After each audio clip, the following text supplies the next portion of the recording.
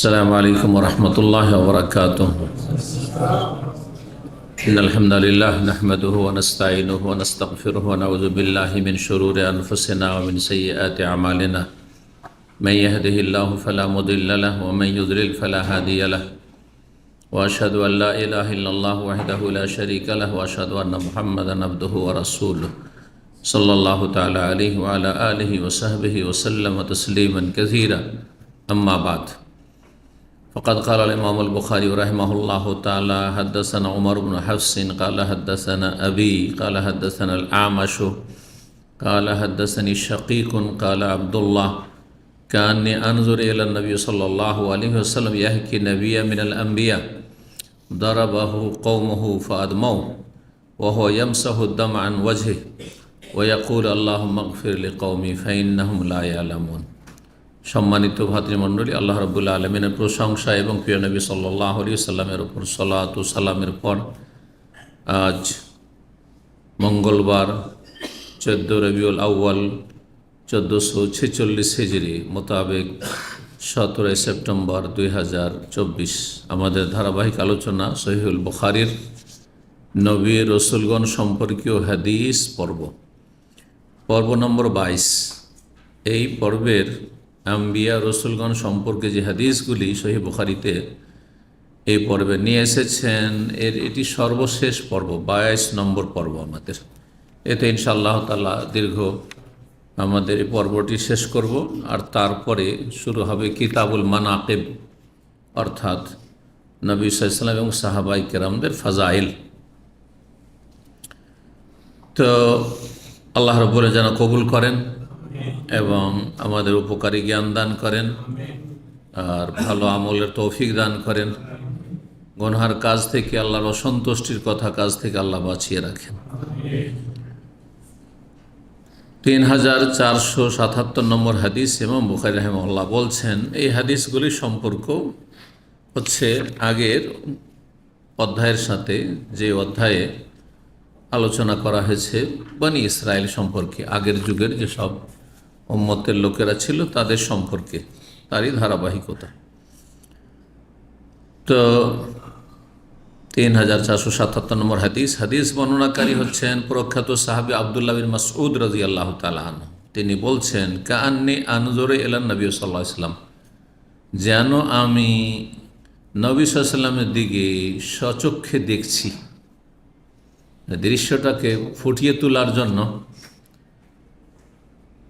যেই সময় নবী সাল্লাল্লাহু আলাইহি ওয়াসাল্লাম এই হাদিসটি বর্ণনা করেন, সেই দৃশ্যটাকে কাছে করে দেখানোর জন্য, যেন আমি দেখতে পাচ্ছি এখন নবী সাল্লাল্লাহু আলাইহি ওয়াসাল্লাম। অথচ নবী সাল্লাল্লাহু আলাইহি ওয়াসাল্লাম দুনিয়া থেকে চলে গেছেন, পরে তিনি বর্ণনা করছেন, বলছেন যেন আমি দেখছি ঠিক নবী সাল্লাল্লাহু আলাইহি ওয়াসাল্লামকে। ইয়াহকি নবিয়্যাম মিনাল আম্বিয়া, নবীগণের কোনো একজন নবীর জীবনী সম্পর্কে তিনি আলোচনা করছিলেন এবং তিনি এই মর্মে বললেন যে একজন নবী ছিলেন বিগত যুগে, আগের উম্মতের, দারাবাহু কওমহু, তার অসৎ সম্প্রদায় তাকে মারধর করেছিল। দারাবাহু, এমন মার মেরেছিল, কিসের জন্য? অপরাধ হচ্ছে ইল্লা ইউমিনু বিল্লাহিল আজিজিল হামিদ ওয়া মা নাকামু মিনহুম, কোনো ক্ষতি করেন নবী রাসূলগণ। ভালো মানুষরা অসৎ লোকদের কোনো ক্ষতি করে না। বাস একটি অপরাধ যে সে ইমানদার, মুসলিম, আল্লাহ ভীরু, ভালো পথের দিকে ডাকে এবং শিরক থেকে, কুফরি থেকে তওবা করতে বলে এবং আল্লাহর দিকে আহ্বান করে, জান্নাতের দিকে আহ্বান করে, জাহান্নাম থেকে রক্ষা করার জন্য সর্বাত্মক চেষ্টা করে, যার ফলে পাপের কথা কাজকে ছাড়তে বলে আর নেকির কাজে অগ্রগামী হতে বলে। এটি হচ্ছে নবী রাসূলগণের দাওয়াত। তো নবী রাসূলগণ যুগে যুগে যখন দাওয়াত দিয়েছেন, অনেক নবী পাপিষ্ঠ জাতির হাতে খুন হয়েছেন, মারাই গেছেন, খুন করেছে তারা।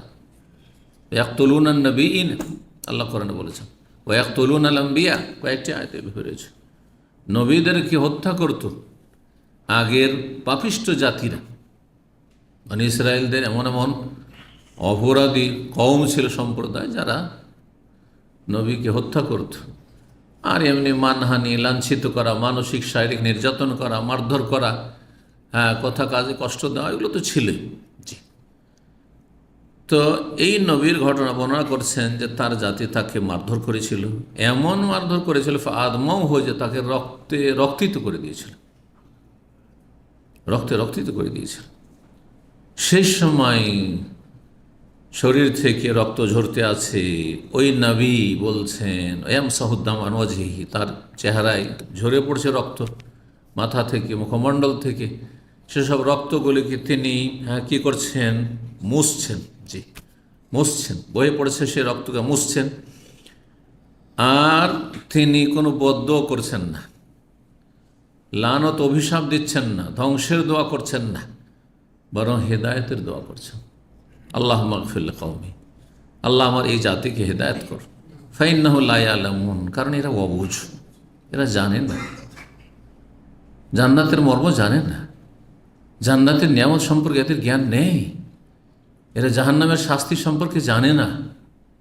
আমি যে আল্লাহর পক্ষ থেকে যে তাদের হিতাকাঙ্ক্ষী এসেছি এটা বুঝে না, অবুঝ এরা। আমি যে তাদের দরদি এটা বুঝে না, আমি তাদের কল্যাণ চাই এটা বুঝে না। পাপিষ্ঠরা এইরকমই যুগে যুগে। তাদের কল্যাণ চায় ভালো মানুষরা, কিন্তু তারা কল্যাণের পথে আসতে চায় না, মনের উল্টা। জি, আল্লাহুম্মা আগফির লিকওমি ফাইন্নাহুম লা ইয়ালামুন, দোয়াটি মুখস্থ করে নেবেন, কারণ প্রত্যেকের পরিবারে অসৎ লোক আছে বর্তমান সমাজে, যত বড় পরহেজগার হন না কেন। আর আলেমের পরিবারও দেখবেন, 5 ভাই থাকলে দেখবেন যে 2-1টা ভাই কি তারও বেশি, হ্যাঁ, অথবা 5টা বউ থাকলে 2-3টা 4টা খারাপ আছে, 5টা মেয়ে থাকলে 2-1টা খারাপ আছে, 4-5টা 2-4-5টা জামাই থাকলে, হ্যাঁ, অধিকাংশ খারাপ হতো, 2-4টা খারাপ আছে, আছে। আর এখন আরও বেশি ফিতনার যুগে, যত সময় গড়াচ্ছে তত বেশি অসৎ লোকদের সংখ্যা বাড়ছে। সুতরাং আপনি তাদেরকে ভালোবাসেন, তারাও হয়তো রক্তের স্বার্থে বা দুনিয়ার স্বার্থে আপনাকে ভালোবাসে, কিন্তু আপনার দিন মেনে নিতে চায় না, আপনার রবকে মেনে নিতে চায় না, আপনার ইবাদত বন্দেগী আখলাক চরিত্র ইসলামকে মেনে নিতে চায় না। এমনি হয়তো রক্তের সম্পর্কের জন্য ভাই ভালোবাসে, আত্মীয় স্বজন ভালোবাসে, মামারা ভালোবাসে, শ্বশুর বংশ ভালোবাসে, কিন্তু আপনাকে ভালোবাসে, আপনার টাকাকে ভালোবাসে, স্বার্থকে ভালোবাসে, অথবা মানবতার খাতিরে ভালোবাসে, কিন্তু আপনার ঈমান ইসলাম চায় না। এদের জন্য হেদায়েতের দোয়া করেন, যেহেতু তাদের মায়া লাগছে, এরা জাহান্নামে জ্বলবে, এই অবস্থায় চলে গেলে এতে কোনো সন্দেহ নেই যে জাহান্নামে যেতে হবে। আল্লাহুম্মা আগফির লিকওমি, আল্লাহ এদেরকে মাফ করে দাও, ক্ষমা করে দাও, মানে হেদায়েতের মাধ্যমে না যে হেদায়েত হবে না আর আল্লাহ এমনি এমনি ক্ষমা করে দেবে, এটা হবে না। আল্লাহ তুমি আমার জাতিকে হেদায়েত করো, ফাইন্নাহুম লা ইয়ালামুন। অনেকের বাপ মা বেদিন, বেনামাজি, যুবকরা আজকাল হেদায়েত হচ্ছে, ইয়াং জেনারেশন, মাশাআল্লাহ। এই যে আমার জুম প্রোগ্রাম প্রতি রবিবারে হয়, এর প্রতিদিন নতুন নতুন, নিত্য নতুন আপনি এই খবরগুলো আমরা জানতে পারি। সুবহানাল্লাহ, যুবক ছেলে 18 বছর, 15 বছর, 20 বছর, এরা এত ধার্মিক হয়েছে, প্র্যাকটিসিং মুসলিম, এলেম শিখছে, আমল করছে। আর বাপ দাদা বয়স 60, 70, 80, 90। একটা ছেলে তো বলছে যে শেখ, যুবক ছেলে 18-20 বছর, আমার দাদা বেঁচে আছে, জীবনে নামাজ পড়ে। চিন্তা করুন, বয়স 100-র উপরে, জীবনেও সালাত আদায় করে, বেনামাজি, সারা জীবন বেনামাজি। ওর জন্য কি দোয়া করা যাবে? গত সপ্তাহে প্রশ্ন দোয়া করে, আল্লাহুম্মা আগফির লিকওমি, আল্লাহ আমার জাতিকে হেদায়েত করা। আপনার জাতি, আপনার ঘরের কাছের জাতি, আপনার বাপ মা, আপনার দাদা দাদি, আপনার নানা নানি, আপনার মা, আপনার নানা নানি ইত্যাদি আত্মীয় স্বজন বংশধর, এরা আপনার জাতি। জাতি মানে আমাদের মানুষের বংশ যে ভাষাভাষীর জাতি অথবা মুসলিম জাতি, ওগুলো হচ্ছে ব্যাপক অর্থে জাতি। কিন্তু জাতি আগে আপনার ঘর, জি, তারপরে পর, জি। তো দোয়া করুন তাদের জন্য, তাদের জন্য দোয়া করুন। আপনার চোখের সামনে, আমার চোখের সামনে সেসব আত্মীয় স্বজন যাদেরকে দুনিয়ায় ভালোবাসতাম, সেটা প্রাকৃতিক কারণে, প্রাকৃতিক ভালোবাসা, রক্তের ভালোবাসা প্রাকৃতিক ভালোবাসা, এটা কোনো ধর্মীয় ভালোবাসা নয়, এটা প্রাকৃতিক টান। এই যে নিজের দেশকে ভালোবাসা, এটা প্রাকৃতিক ভালোবাসা, এটা কোনো ধর্মীয় ভালোবাসা নয়। অনেকে এখানে গিয়ে হক বাতিলকে গড়মিল করে দেয়, কথা বোঝা গেছে? দেশপ্রেম ইমানের অংশ, এটা জাল কথা।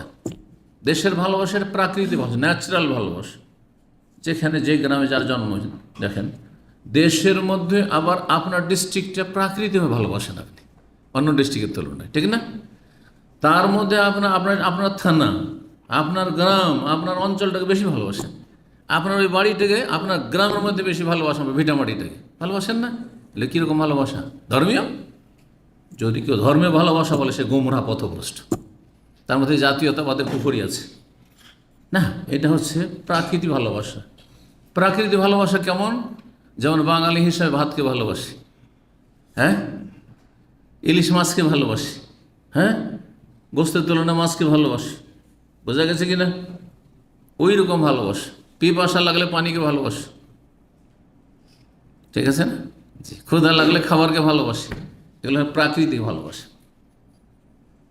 এই প্রাকৃতিক ভালোবাসা মানে দুনিয়ার ভালোবাসা এটা। তাহলে এটা পার্থিব ভালোবাসা। পার্থিব ভালোবাসা যাতে করে ধর্মীয় ভালোবাসার উপর প্রাধান্য না পায়। পার্থিব ভালোবাসা অসুবিধা নেই, আমি ভাতকে ভালোবাসি, অসুবিধা আছে? রুটির তুলনায় ভাতকে ভালোবাসি, হ্যাঁ, গোস্তের তুলনায় আমি সবজির তুলনায় মাছকে ভালোবাসি, এতে কোনো অসুবিধা আছে? কিন্তু এই ধরনের ভালোবাসাগুলি যখন ধর্মীয় ভালোবাসার প্রাধান্য পাবে তখন আপনি পথভ্রষ্ট। এরকম সূক্ষ্ম কথাগুলি মনে রাখতে হবে যাতে আপনার ইসলাম নড়বড়ে না হয়ে যায়। কেন অনেকের ইসলাম নামাজি কিন্তু নড়বড়ে ইসলাম, ভেজালযুক্ত ইসলাম। উদাহরণ দিলে বুঝতে পারবেন। ধর্মীয় ভালোবাসা, এই যে মুসলিম ভাই এদের সাথে আমার ভালোবাসা, এটা কিসের ভালোবাসা? এটা রক্তেরও ভালোবাসা নয়, আর ভাষারও ভালোবাসা নয়। ভাষা 2 নম্বরে, পরে। আগে ভালোবাসা কিসের? ইমানের, ইসলামের, সহি আকিদার, সহি মানহাজের, তৌহিদের, সুন্নাতের ভালোবাসা। আল্লাহর জন্য ভালোবাসা, রসুলের জন্য ভালোবাসা, ইসলামের জন্য ভালোবাসা, হ্যাঁ, বোঝা গেছে? কোরআনের জন্য ভালোবাসা, সবগুলি ইমানি ভালোবাসা। এই ভালোবাসা এর মধ্যে যদি কেউ মানে নন বেঙ্গলি থাকে, বাঙালি নয়, ধরেন উর্দু ভাষী, অন্য ভাষী, ইংলিশ ভাষী, ঠিক না, কিন্তু সে মুসলিম, আর একজন বাংলা ভাষী কিন্তু অমুসলিম, একজন হচ্ছে ইংরেজি ভাষী অথবা অন্য কোনো ভাষাভাষী, এক কথা বাঙালি নয়, হ্যাঁ, সে কি মুসলিম। আর একজন বাংলা ভাষী, সে যেখানকার বাঙালি হোক, বাংলাদেশের হোক অথবা যেখানকারই হোক, আসামের হোক আর পশ্চিমবাংলা, ত্রিপুরার হোক না কেন, বা অন্য কোনো দেশে বাঙালি, কিন্তু সে অমুসলিম। এখন আপনার ইমানের পরীক্ষা। এখন আপনার ইমানি ভালোবাসা কার সাথে? যেটা বাঙালি নয় কিন্তু মুসলিম, তার সাথে। আর এর সাথে যেটা একটা টান আছে, কি হিসাবে? ভাষা কথা বলছি, একই ভাষায় কথা বলছি, যেটা আমার মাতৃভাষা ভাষা, তার সাথে কথা বলছি, কিন্তু সে অমুসলিম। তার সাথে এটা প্রাকৃতিক ভালোবাসা, এটা প্রাকৃতিক ভালোবাসা, ভাত রুটির ভালোবাসার মতো, বোঝা গেছে না? এই প্রাকৃতিক ভালোবাসা আর এটা হচ্ছে ইমানি ভালোবাসা। এই যে নন বেঙ্গলি যেটা মুসলিম, এর চাইতে বেশি যদি বাঙালি অমুসলিমকে প্রাধান্য দিই, তাহলে আমি মুসলিম না। ভালো করছেন, আমি মুসলিম না যদি আমার মধ্যে থাকে। এবার বুঝতে পারছি, এটার নাম জাতীয়তাবাদ। বুঝেন তো? ন্যাশনালিজম, জাতীয়তাবাদ, বুঝেন তো? কারণ এসব বাদ বললে শুনছেন, কিন্তু এই বাদটা যে কুফরি, ইসলামের সাথে সাংঘর্ষিক, এটা বুঝেন না। তো এইভাবে এখন বুঝে নেবেন যে ইসলামী ভ্রাতৃত্ব কী জিনিস আর জাতীয়তাবাদ কী জিনিস। আমাদের সম্পর্ক, সবচেয়ে বড় সম্পর্ক হচ্ছে ঈমান ইসলামে। আল্লাহর সাথে যার যত বেশি মজবুত সম্পর্ক, তার সাথে তত বেশি আমার মজবুত সম্পর্ক। এই জন্য একজন বেনামাজির তুলনায় নামাজের সাথে, যদিও সে দূরের অনাত্মীয়, যদিও আমার ভাষাভাষী নয়, কিন্তু একজন নামাজি আমার অন্য ভাষাভাষী, অনাত্মীয়, আর একজন আমার বংশের, আমার ভাষাভাষী, আমার গ্রামের, কিন্তু সে বেনামাজি। কাকে বেশি ভালোবাসি? আপনার মধ্যে যদি এই গুণ থাকে তাহলে ঠিক আছে, কিন্তু যদি আমার মায়ের পেটের ভাই বেনামাজি হইলে কী হবে, ওকে বেশি ভালোবাসি ওই মুসল্লির চাইতে, নামাজি ধার্মিকের চাইতে, তাইলে আপনার ইমানে ভেজাল আছে এখন। এইভাবে ইমানদার হতে চেষ্টা করেন। ইমানে যাদের ঘুণ লেগে গেছে, ইমানে নবায়ন করেন, ইমানের সংশোধনী নিয়ে আসেন। আল্লাহ বুঝার তৌফিক দান করেন। কি বলছিলাম? কম বলছিলাম, কম। হ্যাঁ, তো আমরা প্রথম মুসলিম কম, এটা এক নম্বরে থাকবে। তারপরে আমরা যারা বাঙালি, বাঙালি কম, ঠিক না? আমার বংশ আপনার বংশ আলাদা আলাদা, সেগুলো পরের সম্পর্কগুলো। ওগুলো বললাম যে প্রাকৃতিক সম্পর্ক। কিন্তু ইমানি সম্পর্ক হচ্ছে কিসের? আকিদার সম্পর্ক, যেটি ইমানের সম্পর্ক, ইসলামের সম্পর্ক, আল্লাহর জন্য, রাসূলের জন্য, দিনের জন্য। আল্লাহ মাগফির কওমি ফাইন্নাহু লা ইয়ালামুন। আল্লাহ আমার কওমকে, আমার জাতিকে হেদায়েত করো, আমার বাপ মাকে হেদায়েত করো, আমার আত্মীয় স্বজনকে হেদায়েত করো। ফাইন্নাহু লা ইয়ালামুন। আরবিতে বলতে চাইলে এই দোয়াটি যথেষ্ট। 3478 নম্বর হাদিস, আবু সাঈদ খুদরি রাদিয়াল্লাহু তাআলা আনহু থেকে বর্ণিত, নবী সাল্লাল্লাহু আলাইহি ওয়াসাল্লাম বলেন, আন্না রাজুলান কানা কাবলাকুম, তোমাদের পূর্বে জনৈক ব্যক্তি ছিল, মানে আগের উম্মতে, রাগাসাহুল্লাহ মালান, তাকে আল্লাহ প্রচুর ধন সম্পদ দিয়েছিলেন। আল্লাহ রাব্বুল তাকে প্রচুর ধন সম্পদ দিয়েছেন, অনেক ধন সম্পদের সে মালিক, কিন্তু সে আল্লাহর হক আদায় করেনি। না তার ইবাদত বন্দেগী ছিল, সালাত ছিল, না তার যাকাত ছিল, না ধন সম্পদে হক আদায় করেছে, না হারাম থেকে বেঁচে থেকেছে। পাপের জীবন ছিল, পাপের জীবন, না ফরজ ওয়াজিব আদায় করেছে, না হারাম নাজায়েজ থেকে বেঁচে, পাপিষ্ট এক কথা, অনেক পয়সাওয়ালা। মরণের সময় ঘনিয়ে আসলো, ফাকাল লিবানিহি লাম্মা হুদিরা, যখন তার মৃত্যুর মুহূর্ত ঘনিয়ে আসলো, তখন তার সন্তানদেরকে বললো। হাদিসটা কিন্তু এর আগে এসেছে একাধিকবার, তাই না? আর আজকে আবার কয়েকবার করে আসবে, সনদ আলাদা আলাদা আসবে, এই জন্য নিয়ে এসছেন। আর বাক্যের কিছু পার্থক্য রয়েছে, কিন্তু সারাংশ, ভাব, অর্থ একই, ঘটনা একটাই, প্রাচীন যুগের ঘটনা। ছেলেদেরকে জিজ্ঞেস করলো, আইয়ো আবিন কুনতু লাকুম, আচ্ছা বলো তো, আমি তো শেষ অবস্থায় আছি, সারা জীবনটা তোমাদের সাথে কাটলো, আর তোমাদেরকে আমি তো প্রতিপালন করলাম, মানুষ করলাম, আমি বাপ হিসাবে তোমাদের কেমন বাপ ছিলাম, ভালো না মন্দ? জিজ্ঞাসা করি না আমরা অনেকে, জিজ্ঞাসা করি, আচ্ছা বলো তো, আমি যে তোমাদের বাবা, কেমন আমি বাবা হিসাবে, কেমন বাবা ছিলাম আমি, বলো তো দিই। কালু খায়রা আবেন, ছেলেরা ভালো, তারপরে বাপের পয়সা পেয়েছে, নুন খেলে তো গুণ গাইতেই হবে, তাই না? বলে আপনি সবচেয়ে শ্রেষ্ঠ বাবা। কালা ফাইনিল আমাল খায়রান, কত শোনো, তোমাদেরকে বলছে আমি জীবনে কোনো ভালো কাজ করিনি, কোনো নেকির আমল করিনি, আমি হতভাগা। এখন হুঁশ হয়েছে, শেষ জীবনে মরার সময় হুঁশ হয়েছে।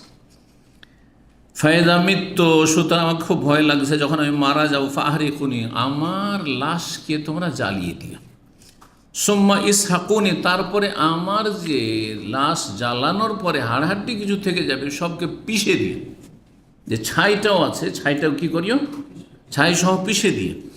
সুম্মা যাররুনি ফি ইয়াউমিন আসিফ, তারপরে ঝড়ো বাতাস যেদিন চলবে, বা প্রচণ্ড বেগে যেদিন ঝড় হবে, ঝড় বাতাস থাকবে, প্রচণ্ড বেগে বাতাস বইবে, সেই বাতাসে আমার ছাইগুলিকে কি করিও, উড়িয়ে দিও।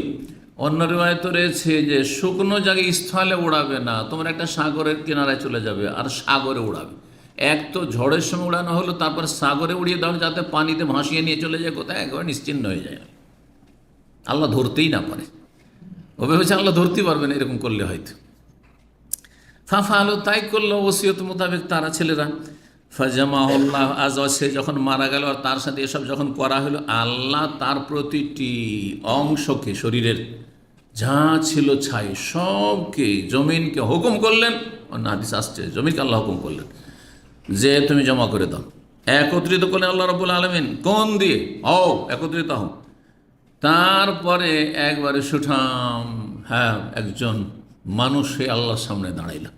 জি, সেটা পারলৌকিক জীবনে, হ্যাঁ, পারলৌকিক জীবনে, লিনে অথবা সে জেনে, যেখানে আলামে আরওয়াহ, রুহের জগৎ, যেটা কথা। আল্লাহ জিজ্ঞাসা করছে, মাহামালাকা, এই কাজে তোমাকে কোন বিষয়টি উদ্বুদ্ধ করলো, কেন এই কাজ করলে তুমি বলো। কালা মাখাফাতুক, এক কথায় উত্তর, আল্লাহ তোমার ভয়, তোমার আযাবের ভয়। আমি তো জীবনে ভালো কাজ করিনি, আমি তো জানছি যে ধরলে আমাকে জাহান্নামে কঠিন শাস্তি আল্লাহ দেবেন, তো আমি এমন কিছু করি যাতে আল্লাহ ধরতেই না পারেন আমাকে। জি, ফাতালাক্কাহু রাহমাতাহু, তখন আল্লাহ রাব্বুল আলামিন রহমত তাকে পেয়ে গেল। সুবহানাল্লাহ, আল্লাহর রহমত, আল্লাহর ক্রোধের ওপর, আল্লাহর শাস্তির ওপর প্রাধান্য পেয়ে গেল, আল্লাহর রহমত তাকে ঢেকে নিল। সুবহানাল্লাহ। এ হাদিস আর একটি সনদ এখানে বর্ণনা করেছেন, হ্যাঁ, সমর্থক হাদিস। তারপরে 3479 নম্বর হাদিস বর্ণনা করছেন। ওই হাদিসটি কিন্তু কিছু বাক্যের পার্থক্যের সাথে, এবং এখানে বর্ণনাকারী সাহাবী হচ্ছেন হুযায়ফা, আগেরটি দিকে ছিল আবু সাঈদ খুদরি। সনদে পার্থক্য এবং বেশ কিছু বাক্যে পার্থক্য রয়েছে। ওকবা বলছেন হুযায়ফাকে, আলা তুহাদ্দিসুনা মা সামি'তা মিনান নবী সাল্লাল্লাহু আলাইহি ওয়াসাল্লাম, আপনি কি আমাদেরকে কিছু বয়ান করবেন না যা কিছু আপনি শুনেছেন নবী সাল্লাল্লাহু আলাইহি ওয়াসাল্লাম থেকে? আপনি তো নবী সাল্লাল্লাহু আলাইহি ওয়াসাল্লাম সঙ্গী ছিলেন, আর ওকবা সঙ্গী ছিলেন, নবী সাল্লাল্লাহু আলাইহি ওয়াসাল্লামের কাছে সবসময় থাকতেন আপনি, তো অনেক কিছু শুনেছেন, কিছু তো বয়ান করেন, শুনি কিছু উপদেশমূলক।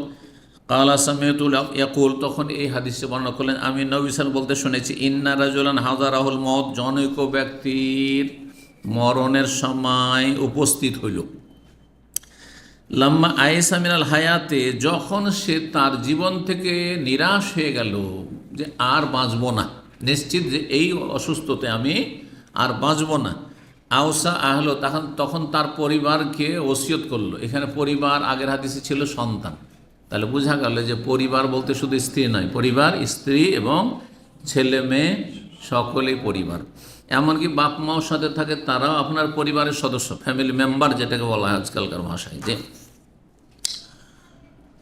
তো ওসিয়ত করলো সেই ব্যক্তি, এজা মৃত্যু বা এজা মুত্ত, দুরকম পড়ায়, মাতা ইয়ামুত তো মুত্ত হবে, আর মাতা ইয়ামাতো সামে আসমাও, তার হচ্ছে মৃত্যু হবে। কোরআনে কারিমে আইজা মিতনা, আইজা মা মৃত্যু, তো আরবি সারফি দুটোই অধ্যায়, দুটোই বাব থেকে এই শব্দটি, মওত শব্দটি মানে বর্ণনা হয়েছে। তো কোরআনের ভাষাতে মাতা ইয়ামাতো থেকে মৃত্যু এসছে, আর মুত্তু হাদিসে এসছে। সুতরাং এখানে এজা মুত্তু পড়া যাবে, এজা মৃত্যু পড়া যাবে, দুরকম পড়া যাবে।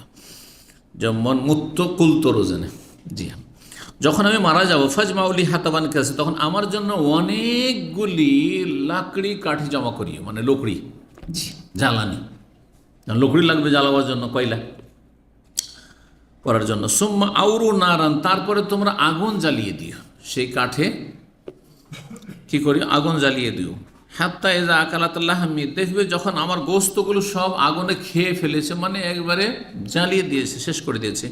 ওয়াখালো সাথে লাজমে, আর হাড়হাড্ডি পর্যন্ত পৌঁছে, হাড়হাড্ডিও আমার জ্বালিয়ে দিয়েছে, ছাই হতে লেগেছে। ফখুজুহা, তখন সেগুলোকে নিয়ে নিও। ফাতহানুহা, সেগুলোকে পিষে নিও। এখান থেকে আজকাল আপনার একটা খাবার পাওয়া যায় তাহিনা, তাহিনা বুঝেন তো? তাহিনা কি বলো এটাকে আজকাল ইংরেজিতে, বলে যাচ্ছি শব্দটি ইংরেজি। হ্যাঁ, তাহিনা আপনার পিসা, আর একটু মিষ্টি করা থাকে, রুটি দিয়ে আপনি খেতে পারেন তাহিনা। যেমন মোরাব্বা থাকে, মোরাব্বাটা তো রসাল থাকে, ওটা শুকনো করা থাকে, তাহিনা। তাহানা এথানো মানে পিসা, ওই চাকি, আমরা জাঁতা বলতাম, আপনার আঞ্চলিক ভাষা কি বলেন? চাকি বলেন না জাঁতা বলেন? দুটোই বুঝেন? হ্যাঁ, জাঁতা ঠিকই তো বুঝেন, তাই না? ওই যুগের মানুষ অনেকে আছেন এখন। তো এই জাঁতাকে মিথানা বলা হয়, মিথানা বলা হয়। এখানে কিং খালেদ রোডে যাবেন, অনেক পুরাতন আগে থেকে, 25 বছর 26 বছর আগে থেকে এখানে ওই সব কিছু পিষে পাওয়া যেত। যদি আপনি চান যে কোনো আটা পিষে নেবো, আটা পিষে মশলা পিষে নেবো, এখন এটা তো আছে, এগুলোকে মিথানা লেখা আছে, দেখবেন মিথানা। তো এটা হচ্ছে বড় চাকি, আর বাড়ির চাকি হচ্ছে বাড়ির জাঁতা, ছোট চাকি, হ্যাঁ, যেটা হাতে পিষা হইতো। তো ফাতহানুহা, পিষে নিও। এই যেগুলো জ্বললো, আপনার ছাই হয়ে আছে বা কাঠ হয়ে আছে পুড়ে, সেগুলো পিষে নিও। ফাজারুনি, তাতে তার মৃতদেহ আছে। ফাজারুনি ফিলিয়াম্মে, তারপরে সেটাকে উড়িয়ে দিও, ফিলিয়াম্মে, সাগরে, ইয়াম মানে বাহার। জি, ফি ইয়াউমিন হারিন, কোন দিনে? প্রচণ্ড গরমের দিনে। সাধারণত গরমের দিনে ঝড়ো হয়, কালবৈশাখী, কালবৈশাখী কখনো বৈশাখ মাসে গরমের দিনে হয়, সেই জন্য হয়তো বলেছে গরমের দিনে। বনগাসন, অথবা বলেছেন ফি ইয়াউমিন রাহিন, মানে ঝড়ের দিনে, প্রচণ্ড বেগে ঝড় চলছে, সেই ঝড়ের দিনে আমাকে, আমার এইগুলোকে, এই যে আমার লাশের যেগুলো আপনার ছাই, যেগুলোকে পিষে নেওয়া হয়েছে, সেগুলিকে উড়িয়ে দিও। উড়িয়ে দেওয়া হলো, সে ওসিয়ত পালন করা হয়। ফাজামা হল, আল্লাহ সেগুলিকে একত্রিত করে দিলেন। ফাঁকা আল্লাহ, আর তারপরে তাকে জিজ্ঞাসা করলেন, তাকে আল্লাহ রোহ সঞ্চার করলেন তার দেহে, আর তারপরে সুঠাম হয়ে আল্লাহর সামনে আসামির কাঠগড়ায় দাঁড়াইল। আল্লাহ জিজ্ঞেস করছেন লেমা ফালতা, কেন করলে, কেন করলে তুমি কাজ? কালা খাসিয়াতাকা, আপনার ভয়ে করেছি। মাখাফা খৌফ থেকে, খৌফ মানো ভয়, আর খাসিয়াতুন মানেও ভয়। জি, যদিও কেউ কেউ দুটোতে ধরনের পার্থক্য করেছেন। আপনার ভয় আল্লাহ, ফাগাফার আল্লাহুত, আল্লাহ এই কথা শুনে মাফ করে দিলেন। যখন আমার ভয়ই কাজ করেছে, আমার আজাবের ভয়ে বা আমার পাকড়াওয়ের ভয়ে, তো তোমাকে মাফ করে দিলাম। তাহলে বোঝা গেল যে আল্লাহর ভয় যদি অন্তরে থাকে, একজন লোক গুনাহ করছে, হয়তো গুনাহ হয়ে যাচ্ছে, কিন্তু সবসময় ভয়ে আছে যে যদি আল্লাহ ধরে নেন তো কঠিন ব্যাপার, আমি আর করব না, আমি অনুশোচনা হচ্ছে। আর একজন নির্দ্বিধায় পাপ করে যাচ্ছে, দুইজনে আসমান জমিন পার্থক্য করেছে। এই লোকের হেদায়েতের সম্ভাবনা আছে যে এরকম ধিক্কার দিতে দিতে দিতে একসময় সোজা রাস্তা ধরে নেবে, কারণ বুঝতে পারছি যে আমি ভুল পথে আছি, ভুল হইলেও পারছি না, কুপ্রবৃত্তির অনুসরণে থামতে পারছি না, বরদাস্ত করে যৌবন অথবা লোভ সামলাতে পারছি না, ইত্যাদি বিভিন্ন পাপ, বিভিন্ন কারণ হয়ে যাচ্ছে কুপ্রবৃত্তির অনুসরণে, কিন্তু নিজেকে ধাক্কার দিচ্ছে নাফসে লাওয়ামা। আর যেই ব্যক্তি অহরহ পাপ করেই যাচ্ছে, আবার তারপরে বুক ফুলিয়ে পাপ করছে বন্ধ মহলে, আরে এই কাজ করেছি আমি, কিন্তু আমি এইরকম ছিলাম। এখনও অনেকে হেদায়েত হওয়ার পর এগুলো খবরদার বয়ান করবেন না। অনেক আজকাল সোশ্যাল মিডিয়াতে ওই পুরানো দাড়ি মুন্ডা ছবি দিয়েছেন, বড় বড় দাড়ি রেখেছেন, আমি এইরকম ছিলাম। কেন করবেন? এটা গুনাহ। আপনার এই গুনাহর চেহারা কেউ না ফেস করবেন এখন, এটা ভালো জিনিস নয়। এগুলো অজ্ঞতার কারণে মানুষরা করে। আমি একসময় ছিলাম, এরকম ছিলাম, একসময় গুন্ডা ছিলাম, একসময় মস্তান ছিলাম, একসময় আমি নাস্তিক ছিলাম। কেন বয়ান করবেন আপনি, যেখানে আল্লাহ ঢেকে দিয়েছেন, আল্লাহ তওবা করার তৌফিক দিয়েছেন? ওইসব নোংরামি, আকীদার নোংরামি, বিশ্বাসের নোংরামি আর আখলাক চরিত্রের নোংরামিকে লুকিয়ে রাখেন। আল্লাহ ঢেকে রেখেছে, আপনি ঢেকে রাখেন, আর চর্চা করবেন না। না কোনো বন্ধু বান্ধবের সাথে, না স্ত্রীর সাথে, না স্বামীর সাথে, না আত্মীয় স্বজনের সাথে, আর না সোশ্যাল মিডিয়াতে, কখনো না। কিন্তু এক শ্রেণীর লোকেরা মূর্খ, হ্যাঁ, অল্প দু চারটা অক্ষর পড়ে ধার্মিক হয়েছে, আর ফেসবুকের একবার ওস্তাদ হয়েছে। আর ফেসবুকে আমি ছিলাম একসময়, এরকম ছিলাম, এই নিত্য নতুন ছবি দিচ্ছে। সেটা যদি ইসলামিক ছবি থাকে ঠিক আছে, কিন্তু কথা হচ্ছে যে আমি একসময় দেখছেন না আমার কত বড় মত ছিল, আমার দাড়ি ছিল না, আমি কেমন ছিলাম। উজুবিল্লাহ, উজুবিল্লাহ, এটা ভালো জিনিস নয় আপনার। এটা আপনি উল্টো দিকে ফিরে যাচ্ছেন কেন? এতে আপনাকে যেন খারাপ লাগে না, অথচ এটা আপনাকে খুবই খারাপ লাগা উচিত। হাই, এত খারাপ ছিলাম আমি, গুন্ডা ছিলাম, তো চোর ছিলাম, মিথ্যুক ছিলাম, আমি ধোঁকাবাজ ছিলাম। না না না, ঘৃণা থাকতে হবে। পাপ এবং পাপীকে ঘৃণা করতে হবে। তা আপনি তো পাপী ছিলেন, আপনার সে বিগত লাইফটা তো পাপী তখন আপনি তো এইটা কেন আপনি ফেস করবেন মানুষের সামনে? লুকান। গোনাকে গোপনে রাখতে বলা হয়েছে, গোনার জীবনটাকে লুকিয়ে রাখবেন, জানাবেন না কাউকে। অনেকে জানে না, খামাখাতে জানিয়ে দিলেন। অনেকেই জানে না, মাশাল্লাহ আপনার দাঁড়িয়ে দেখে আর ইসলামিক সাজ দেখে মনে করছে মাশাল্লাহ আপনি এইরকমই পরেশগার হইতে ছোটো থেকে, যৌবনকাল থেকে। খামাখাতে জানিয়ে, আমি এই 2-3 বছর আগে দাঁড়িয়ে রাখলাম। এটা বলার প্রয়োজনটা কি আপনার? উদ্দেশ্যটা কি আপনার? না না, কখনো না। তো আল্লাহ তাকে ক্ষমা করে দিলেন। জি, ক্ষমা পাওয়ার জন্য অন্তরে ভয় থাকতে হবে। জি, 3480 নম্বর হাদিস বর্ণনা করেছেন আবু হুরায়রা রাদিয়াল্লাহু তাআলা আনহু। রাসূলুল্লাহ সাল্লাল্লাহু আলাইহি ওয়াসাল্লাম বলেন, কানার রাজুলু ইউদায়িরুন নাস, এক ব্যক্তি ছিল বিগত কালে, আগের উম্মতে, সে মানুষকে ঋণ কর্জা দিত। দাইন থেকে ইউদায়িন, দাইন মানে ঋণ। তো সে ঋণ দিত মানুষকে, ভালো মানুষ, টাকা পয়সা আছে, মানুষ ধার কর্জা চাইলে দিত। ফাকানে একল ফাতাহ, তারপরে সে সচ্ছল ব্যক্তি ছিল, তার চাকর ছিল, তার কর্মচারী। ফাতা মানে যুবক, আর ফাতা মানে হচ্ছে খাদেম, ফাতা মানে হচ্ছে কর্মচারী। তার কর্মচারীকে বলতো বা তার চাকরকে বলতো, এই যে আতে এটা মোসেরান, তাগাদার জন্য যখন যাবে, আর এমন ব্যক্তির কাছে যাবে যেই ব্যক্তি অভাবী, মোসের মানে যার আর্থিক সংকট রয়েছে।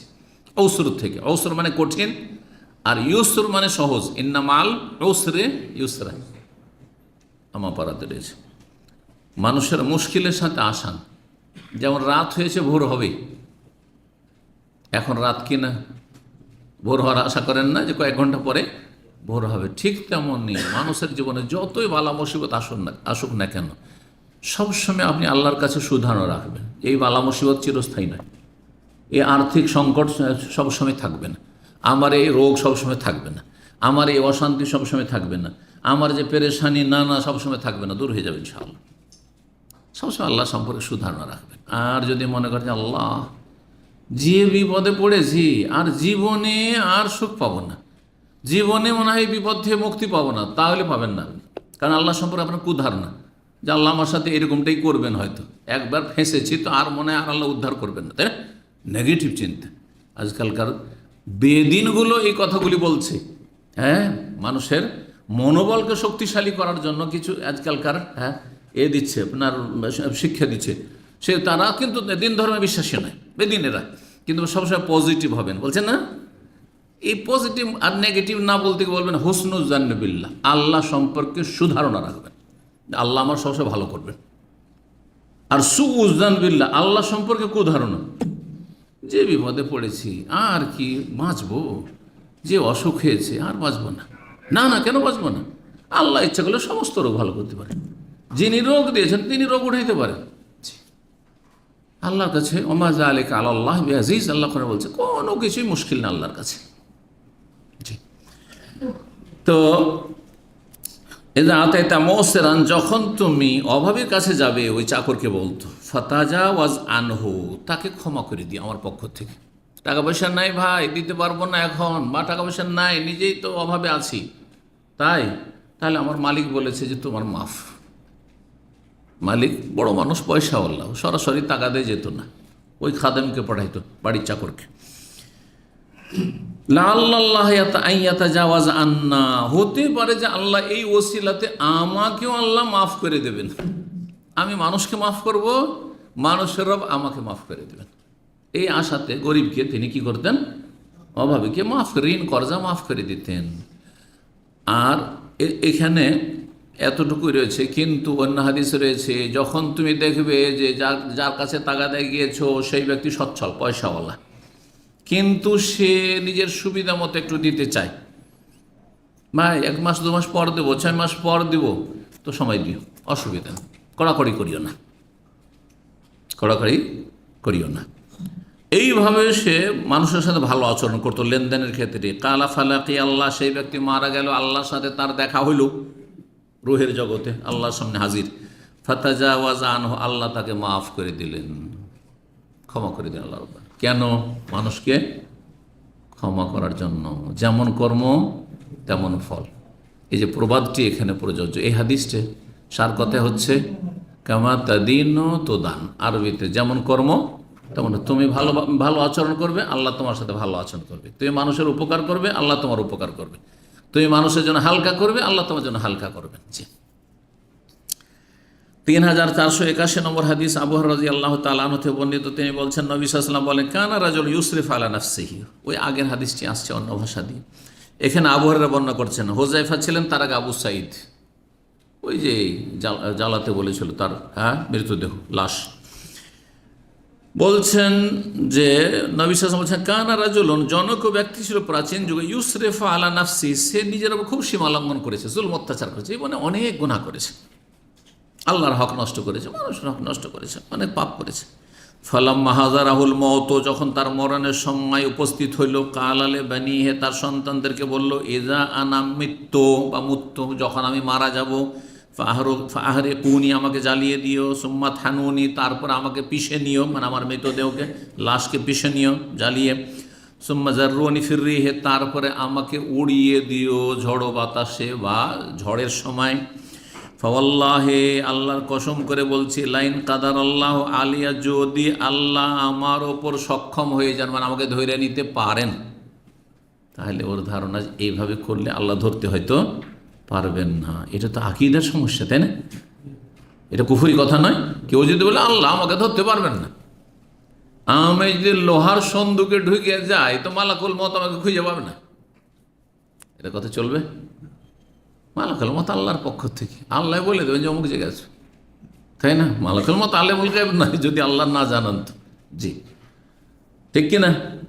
মালাকুল মত সম্পর্কে যদি এটা আমাদের বিশ্বাস থাকে, তো রব সম্পর্কে কি বিশ্বাস? আইনামা তাকুনু ইউদরিকুমুল মত, যেখানেই থাকো না কেন, যে অবস্থায় থাকো না কেন, মাটির তলায় তুমি চলে যাও না কেন, তোমাকে মরণ পাবেই পাবে, ধরবেই ধরবে তোমাকে। তো যেই আল্লাহ মরণদাতা মালাকুল মতকে পাঠিয়ে অমুক জায়গায় লুকিয়ে আছে, ধরো ওকে, সে আল্লাহ রাব্বুল আলামিন উঠাতে পারবেন না, পুনরুত্থান করাতে পারবেন না? যিনি প্রথমবার না থেকে, জিরো থেকে হিরো বানিয়েছেন, সৃষ্টি করেছেন, কিছুই ছিলেন লাম ইয়াকুন শাইআন মাযকুরা, সূরা তাহরা বলছেন কিছুই ছিলেন না, অস্তিত্বহীন আমরা ছিলাম, কিছুই ছিল না। আপনার যেই দিন জন্ম তার কিছুক্ষণ আগে আপনার নাম পর্যন্ত দুনিয়াতে ছিল না, গন্ধ পর্যন্ত ছিল না, আপনার ছিল কিছুই ছিল না।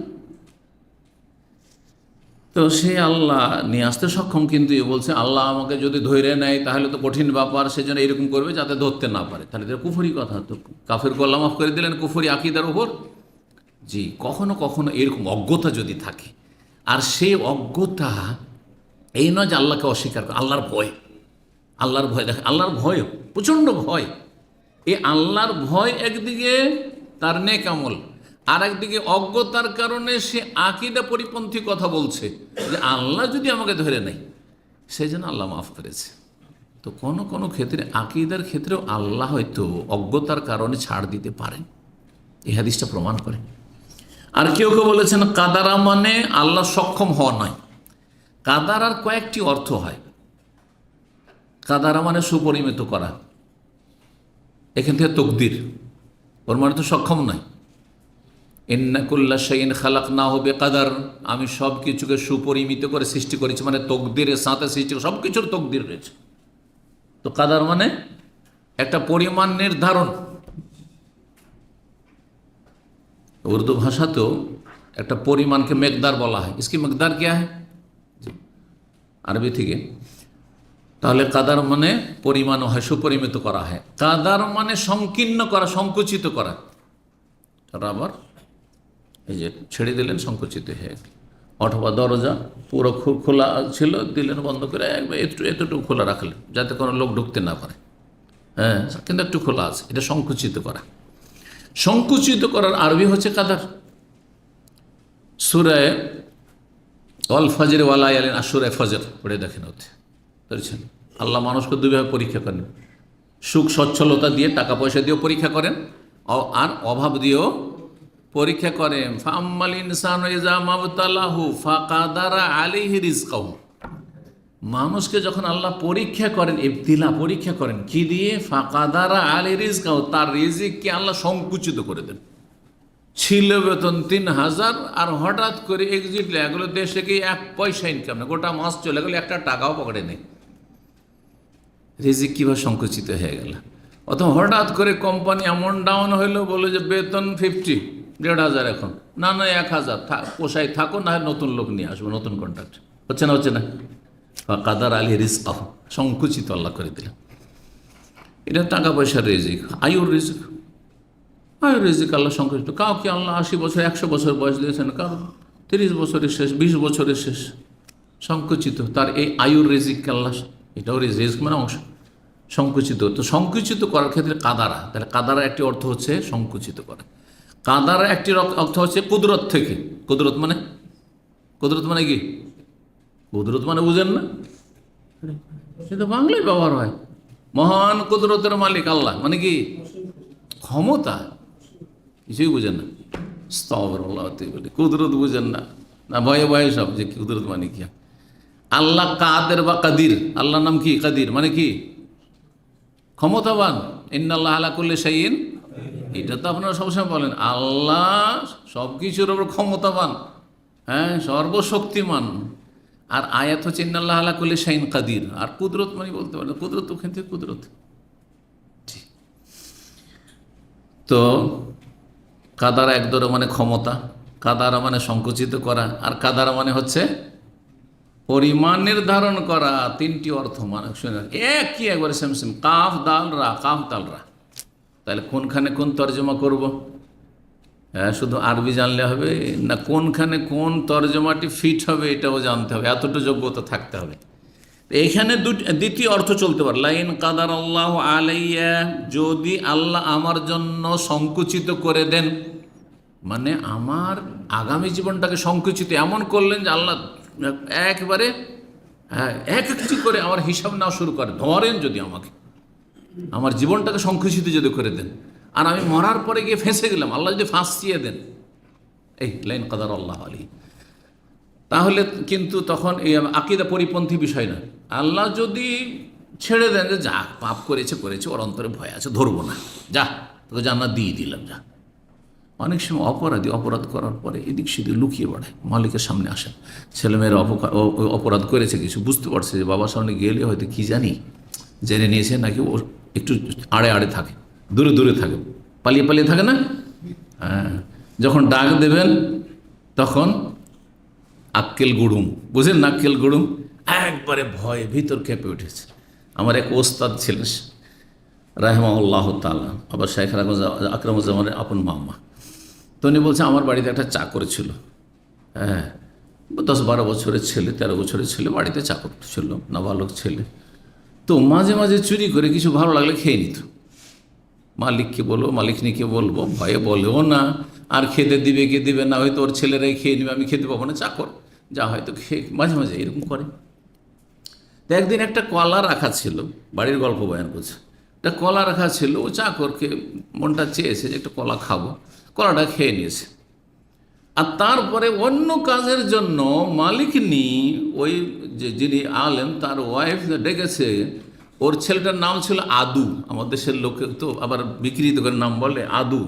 তো আদু রে, তো বলছে যে কলা খাইনি, কি বলছে, ডাক দিতে আর পালপিটেশন শুরু হয়েছে যে আমাকে ডাক দিয়েছে, তার মানে চোর ধরা খেয়ে গেছি। বলছে আমি কলা খাইনি, ধরা পড়ে গেল। ও যদি চালাক হতো তাহলে বলতো কলা খাইনি মানে খেয়েছি, কেন তোমাকে তো কলার কথা বললেন, তোমাকে তো ডেকেছি এমনি, তাই না?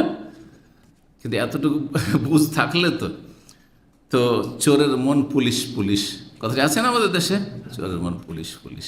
জি, আল্লাহু আকবার। লাইন কাদার আল্লাহ আলাইয়া, মানে আল্লাহ যদি আমাকে ধরে নেন, ভয়ে আছি পালিয়ে আছি, যদি আল্লাহ সংকুচিত না করেন তাহলে তো বেঁচেই গেলাম, আর যদি ধরে নেন তাহলে তো মুশকিল হয়ে যাবে। এই ভয়ে আমি কি করতে বললাম, আমার মৃতদেহকে পুড়িয়ে জ্বালিয়ে পিষে একবার উড়িয়ে দিই, তাহলে আল্লাহ ওই সব খেয়াল করবেন না, যারাকে সামনে পাবেন হিসাবে নেবেন, আমার অত খোঁজ করে পাঠাবেন, ঠিক না?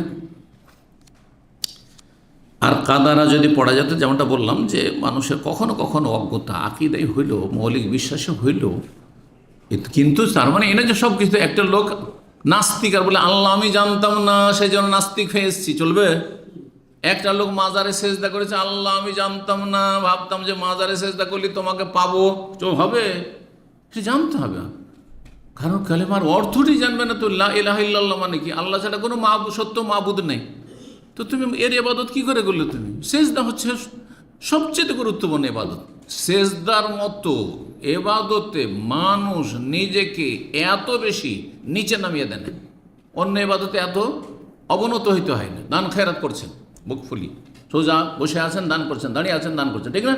রোজা রাখছেন, তবু দাঁড়িয়ে আছেন, শুয়ে আছেন, বসে আছেন, কিন্তু সালাতের অবস্থায় অথবা সেজদাতে এমনভাবে লুটিয়ে পড়েছেন। মানুষের শরীরের মধ্যে সবচেয়ে শ্রেষ্ঠ জায়গা হচ্ছে এই মুখমণ্ডল আর কপাল আর নাক আর মুখ, সব ধুলো বালি থাকলেও সময় হয়ে গেছে নামাজের, আর চাটাই না, আপনাকে ওখানে সেজদা করতে হবে। আর সেটা করবেন আপনি মাজারে, দুর্গায়, আর বলবেন যে আল্লাহ আমি তো জানতাম না, হাসরের মাঠে আল্লাহ তুমি মাফ করে দাও, চলবে না? মোটেই চলবে না। মৌলিক বিষয়ে কোনো ছাড় নেই। কিন্তু কেউ যদি বলে যে আল্লাহ আমি সারা জীবন নামাজ পড়েছি, কিন্তু মেলা সুন্নত ছেড়েছি, বুকের উপর হাত বাঁধেনি, তো আমিন জোরে বলিনি, তো রফেদান করিনি, আল্লাহ ধরবেন না। সুন্নাত বিষয় এরকম মেলা বিষয় রয়েছে, আল্লাহ আমি জানতাম না, নিয়ত পড়েছি, হয়তো আল্লাহ মাফ করবেন, কিন্তু জানার সুযোগ হলে আবার মাফ করবেন না। বেদাতের ক্ষেত্রে ধরেন একটা লোক শোনেইনি কোনো দিন, সোশ্যাল মিডিয়া তো শুনে, কোনো আলেমের কাছে শোনেনি যে নিয়ত পড়া বেদাত, নিয়ত এখানে করতে হয়, তাকে আল্লাহ মাফ করবেন। কিন্তু একটা লোক শুনেছে, কিন্তু শোনার পরে এরা আমাদের না, এরা আমাদের হুজুর না, এরা ওয়াহাবি, এদের কথা নেওয়া যাবে না, তাহলে হুজ্জত কায়েম হয়ে গেছে, তাহলে আল্লাহ ধরবেন এই বেদাতের জন্য। কথা বুঝতে পেরেছেন? একটা লোকের কাছে এইরকম কথাগুলি পৌঁছিল, এটা সম্মিলিত মোনাজাত, সারা জীবন মোনাজাত ধরেছে, ও জানতোই না কোনো আলেমের কাছে, সোশ্যাল মিডিয়াতেও শোনেনি কোনোদিন, ফেসবুকেও শোনেনি, আর ইউটিউবেও শোনেনি, আর কোনো আলেমের কাছে শোনেনি, তাহলে আল্লাহ মাফ করবেন এই বেদাতের জন্য হয়তো। কিন্তু একটি লোক শুনলো, তারপরে না এই হুজুর কথা শোনা যাবে না, এরা সব ওয়াহাবি, সৌদি আরবের দালাল, এরা সব ইহুদিদের দালাল, গোঁড়ামি করেছে, তাহলে অবশ্যই আল্লাহ ধরবেন তোমার এই বেদাতের কারণে। বুঝা গেছে? কিন্তু ইসলামের মৌলিক বিষয় হচ্ছে তৌহিদ, লা ইলাহা ইল্লাল্লাহ। আপনি বড় বড় শিরক করবেন, নাস্তিক হয়ে থাকবেন, বেদিন হয়ে থাকবেন, জীবনে নামাজ পড়বেন না, বলে আমি নামাজের গুরুত্ব জানতাম না, মানে মুসলিমের সন্তান নামাজের গুরুত্ব জানতাম না, এটা গ্রহণযোগ্য নয়। জি।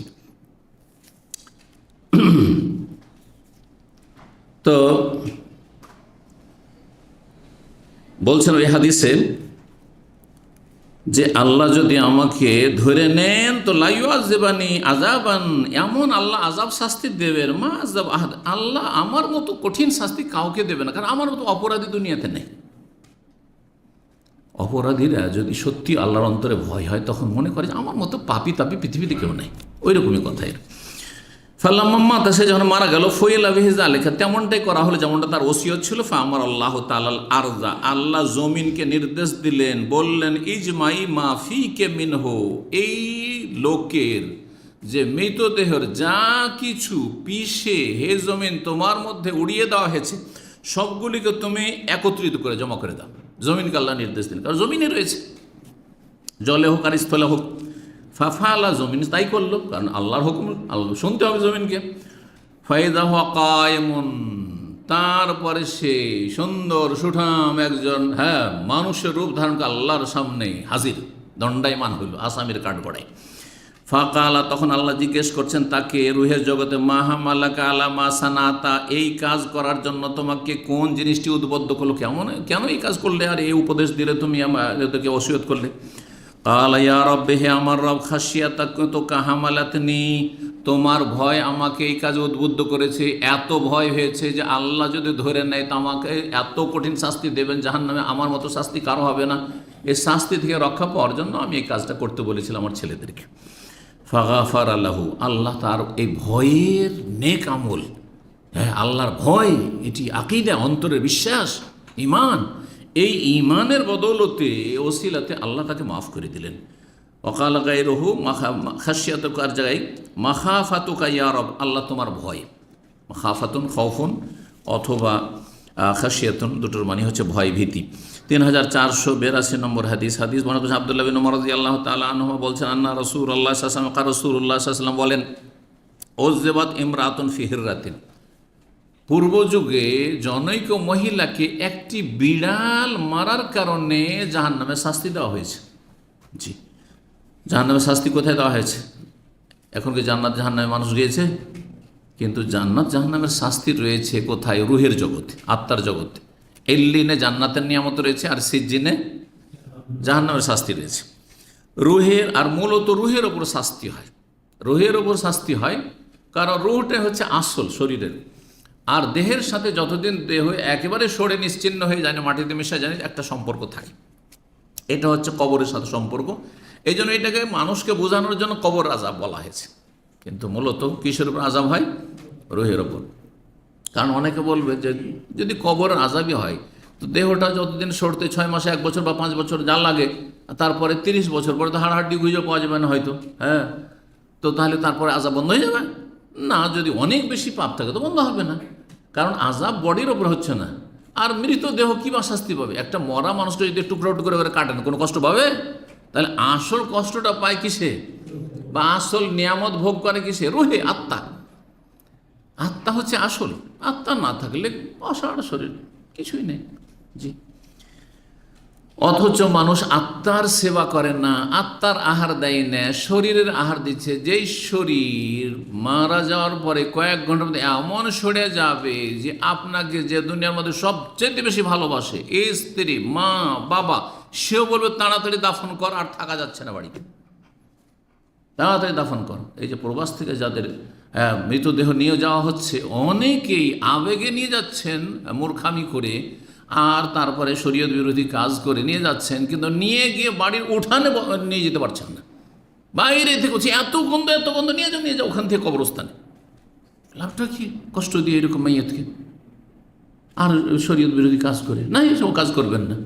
যেখানে মারা যাবে সেখানে দাফন করেন। জি, আল্লাহর কাছে চলে গেছে, ভালো হলে তো আলহামদুলিল্লাহ, খারাপ হলে তার জন্য দোয়া করেন, বা ভালো হইলেও দোয়া করেন। ভালো মানুষের জন্য দোয়া করলে তার মর্যাদা উঁচা হবে, খারাপ মানুষের জন্য দোয়া করলে আল্লাহ হয়তো তাকে রহম করবে, মাফ করবেন। আর এই মৃতদেহ নিয়ে করবেনটা কি, কবর নিয়ে করবেনটা কি, কিছুই লাভ নেই। আবেগী মানুষ। তো এই মহিলাকে আযাব দেওয়া হচ্ছিল একটি বিড়ালের কারণে। কি জন্য? বিড়ালটি কি করেছিল? রাবাতাথা, সে বেঁধে রেখেছিল বিড়ালটিকে, ছেড়ে দিলে কোনো সমস্যা ছিল না। হাত্তা মাতাত, আজকাল বেঁধে না রেখে যদি ঘরে বন্ধ করে চলে যায়, পাকা বিল্ডিং ঘরে বন্ধ করে, অনেকে যারা শহরে বসবাস করছেন, গ্রামের বাড়িতে ঈদ করতে গেলেন, আত্মীয় স্বজনদের কাছে গেলেন, বা কোথাও সফরে গেলেন, হজে এসছেন, উমরা এসছেন, মুসল্লি, আর এদিকে বিড়ালকে কুকুরকে বাড়িতে বন্ধ করে রেখে চলে এসছেন, আর না খেয়ে মরে গেল, জাহান্নামে যেতে হবে। জি, আমরা ছেড়ে দিতে হবে, বাড়ি থেকে বের করে দিতে হবে, জন্য চোরে খাক, যেখানে তার রুজি আছে খাক। কিন্তু আপনি রেখে আসবেন, তাহলে খাবার ব্যবস্থা করে আসতে হবে, তার রক্ষণাবেক্ষণের জন্য লোক লাগিয়ে আসতে হবে। এইরকমই যারা খাঁচাতে বন্দি রাখে, খাঁচাতে বন্দি রাখা, অনেকে জিজ্ঞাসা করে এটা স্বাধীনতা, স্বাধীনতা অসুবিধা নেই, খাঁচাতে রাখা যেতে পারে, কিন্তু তার পরিচর্যা, তার খাবার দাবার ইত্যাদি পানীয় এগুলো দিতে হবে। তো মারা গেল, বিড়ালটি মারা গেল। ফাদা খালাত ফিহান্নার, এই মহিলা এই বিড়ালটির কারণে কোথায় চলে গেল? জাহান্নামে চলে গেল। লাহি আতমাত, কেন? সে বিড়ালটিকে খেতেও দেয়নি, খাবারের ব্যবস্থা করেনি, ওয়ালা সাকাথা, পানিও দেয়নি, পানি পান করেন, ইজহাবা সাথা, আর সে বেঁধে রেখে দিয়েছিল সেটিকে। ওয়ালাহিয়া তারা কথা, সে ছেড়েও দেয়নি, তা কলমিন খাসাসিল আর, না হইলে জমিনের পোকামাকড় খেয়ে বিড়ালটি বাঁচত, এদিকে সেদিকে পোকামাকড় তলাশ করে সে খেয়ে দিয়ে বাঁচত, ছেড়েও দেয়নি সেই জন্য তাকে জাহান্নামে। চিন্তা করেন, একজন মানুষ, একজন মুসলিম মানুষ, শুধু না মুসলিম, যদি বিড়ালকে অন্যায়ভাবে মারার কারণে জাহান্নামে যায়, বিড়াল জুলুম করার জন্য জাহান্নামে যায়, তাহলে মানুষ জুলুম করলে জাহান্নামে যেতে হবে, অমুসলিম হইল। আচ্ছা, অমুসলিমের উপরে জুলুম করলে জাহান্নামে যেতে হবে, হাদিস রয়েছে। তাহলে মুসলিম ভাই, হ্যাঁ, মুসলিমের যদি জুলুম করে, মুসলিমকে খুন করে, মুসলিমের মান সম্মান নষ্ট করে, মুসলিমের যদি ধন সম্পদ বেইমানি করে, লুটতারাজ করে, চুরি ডাকাতি করে, তাহলে কত শাস্তি হবে চিন্তা করুন তো দেখি। একটা বিড়ালের কারণে জাহান্নাম, তাহলে একটা মানুষের উপর জুলুম করার কারণে কী হতে পারে? এই কথাটা চিন্তা করলে তো মানুষ, হ্যাঁ, পাপি তাপিরা হেদায়েত হয়ে যাবে, জালেমেরা জুলুম থেকে ফিরে আসবে, সৎ হয়ে যাবে। কিন্তু মানুষের ভয় নেই। আসল রোগ হচ্ছে বিশ্বাসী রোগ আছে, বিশ্বাসী নেই।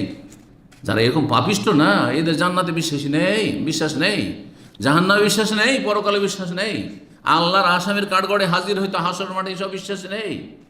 এইসব বলছে জালিকা রাজুম বাইদ, ওই যে মক্কার কাফেরা যেমন বলতো, এরকম অনেক দূরের কথা, অনেক দূরের কথা। শয়তান সামনে এমন প্রাচীর তৈরি করে যে পর্দা ফেলে দিয়েছে যে আখেরাত আর নজরে আসে না, ও চিন্তাই করে না আখেরাত নিয়ে। পেট আর স্বার্থ আর স্বার্থ। জি, আল্লাহ হেফাজত করুন।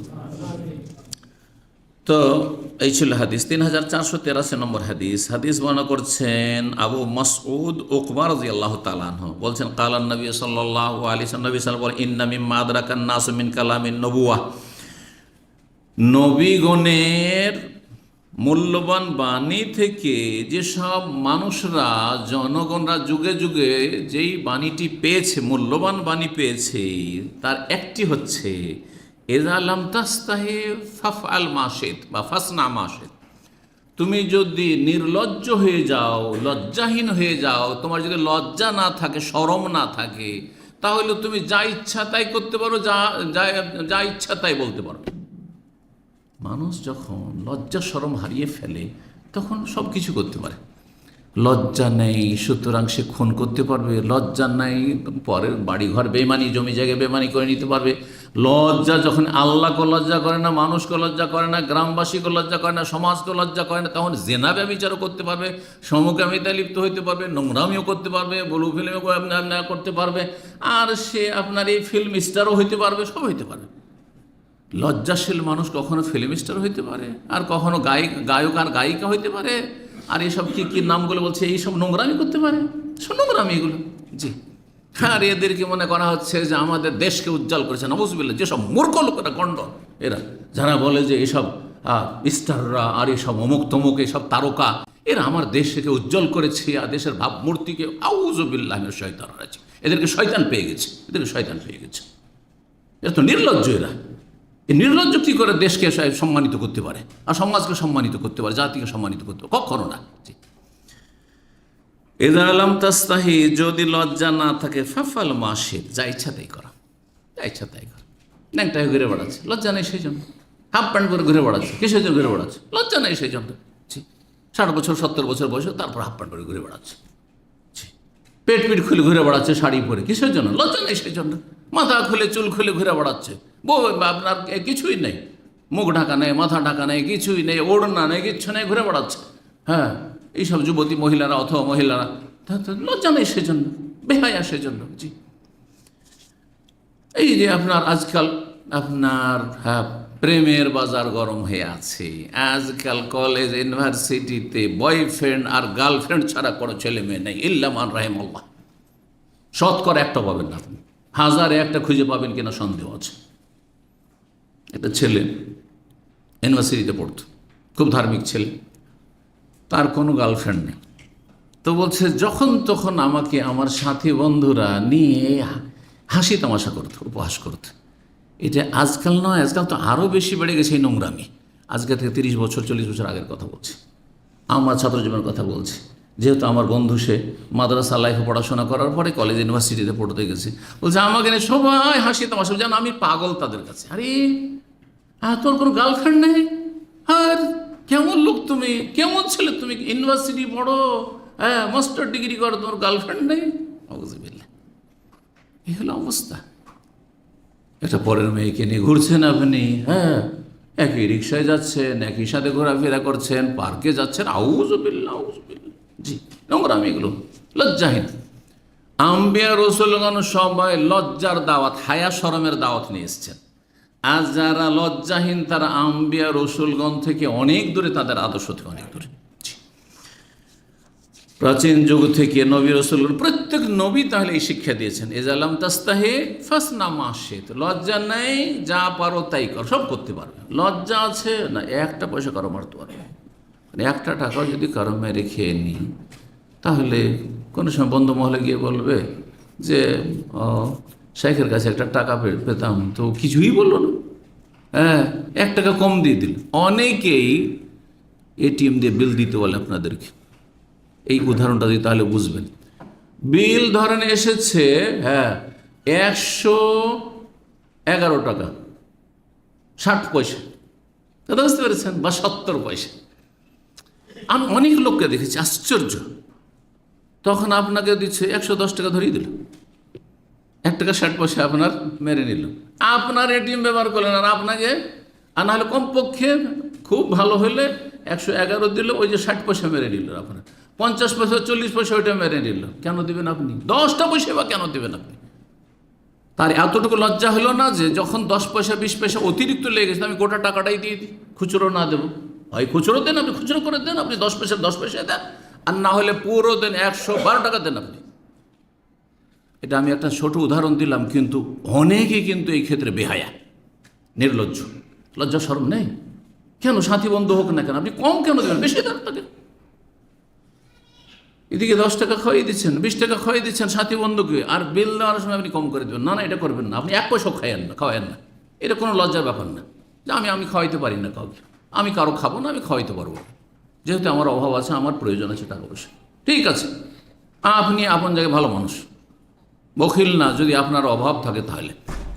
কিন্তু আপনি এইদিকে পয়সা মারবেন যে 4 আনা পয়সা আর কি দেব, না দেবো না, না না না, এটা করবেন না। তো এই ছিল হাদিস 3484 নম্বর হাদিস। হাদিসটি আরও একবার আসছে, কিন্তু আগের হাদিসে বর্ণনা করেছেন আবু মাসুদ উকবা, তাই না? আর এই হাদিসে আছে রিবি বিন হিরাস, আবু মাসুদ বদরি থেকে বর্ণনা করছেন, তিনি সাহাবী।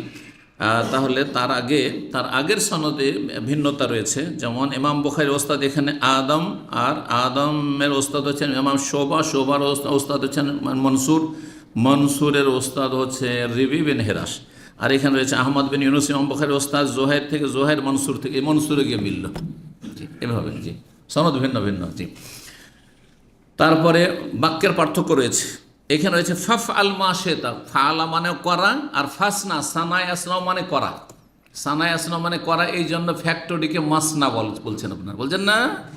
মাসনা মানে কাজ করার জায়গা, ফ্যাক্টরি, বুঝতে পেরেছেন? ইসম জারফের সেগা। তো বলছেন আবু মাসউদ বদরি রাদিয়াল্লাহু তাআলা আনহু, নবী সাল্লাল্লাহু আলাইহি ওয়াসাল্লাম বলেছেন, ইন্না মিম্মা আদরাকান নাস মিন কালামিন নবুওয়া, অন্য রিওয়ায়াত মিন কালামিন নবুওয়াতিল উলা, প্রাচীন যুগের নবী রসুলদের মূল্যবান বাণী থেকে যেটা পরম্পরা পাওয়া গেছে, মানুষরা পেয়েছে, মানব জাতি পেয়েছে, মানে সব নবী শিক্ষা দিয়েছেন। শেষ নবীও শিখিয়েছেন, তো আদমও শিখিয়েছেন, নূহও শিখিয়েছেন, মুসাও শিখিয়েছেন, ঈসাও শিখিয়েছেন, সমস্ত নবী রসুলগণ শিখিয়েছেন। ঠিক কি শিখিয়েছেন? ইজা লাম তাস্তাহি ফাসনা মা শিত, তুমি যদি লজ্জা না করো তাহলে যা ইচ্ছা তাই করতে পারো, আর লজ্জা থাকলে যা ইচ্ছা তাই করতে পারবে না। দেখেন, লজ্জা থাকলে খেতে বসে আরেকটি উদাহরণ দিই। যখন আরব দেশে এক প্লেটে কয়েকজন খেতে বসছেন, যদি লজ্জা থাকে তো আপনার দিকে আপনি ভালো খাবারটা টানবেন না, বরং ভালো খাবারটা অন্যর দিকে একটু এগিয়ে দেওয়ার চেষ্টা করবেন, ঠিক কিনা?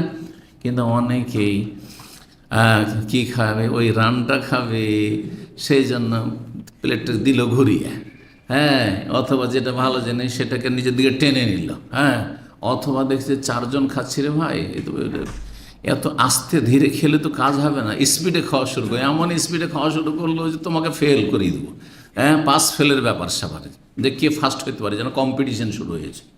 এগুলো হচ্ছে নির্লজ্জর কাজ, বেহায়া লোকের কাজ। জি, তো আল্লাহ রাব্বুল আলামিন যেন আমাদেরকে লজ্জাশীল হওয়ার তৌফিক দান করেন। 3485 নম্বর হাদিস। হাদিস বর্ণনা করছেন আব্দুল্লাহ বিন উমর রাদিয়াল্লাহু তাআলা আনহুমা। তিনি বলছেন, নবী সাল্লাল্লাহু আলাইহি ওয়াসাল্লাম বলেছেন, বাইনামা রাজুলুন ইয়াজুরু ইজারাহু ফিন মিনাল খয়লা, কোনো একদিন জনৈক ব্যক্তি অহংকার বশত তার লুঙ্গি টাকনার নিচে ঘষটাচ্ছিল, মাটিতে ঘষটাচ্ছে, লুঙ্গি বা প্যান্ট অথবা পায়জামা, জুব্বা ঘষটানো, এটা অহংকারের বহিঃপ্রকাশ। ভিতরে অহংকার কাজ করছে, যার ফলে হ্যাঁ, প্যান্ট বাবু একবারে প্যান্টকে ঝুলিয়ে রেখেছে।